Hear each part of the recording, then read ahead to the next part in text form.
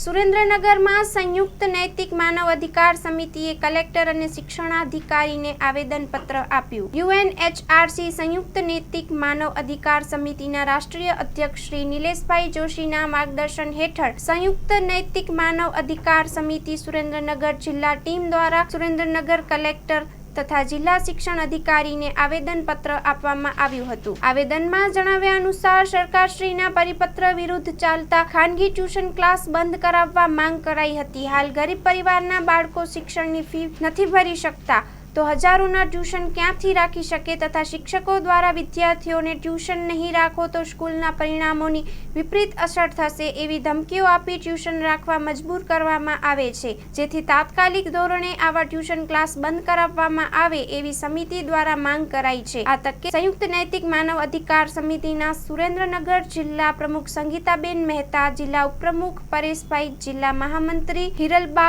જિલ્લા કારોબારી પ્રશાંતભાઈ તથા હિતેશભાઈ, શહેર પ્રમુખ યુસફભાઈ, શહેર ઉપપ્રમુખ કેતનભાઈ, સભ્ય વિજયસિંહ તથા નયનભાઈ હાજર રહ્યા હતા।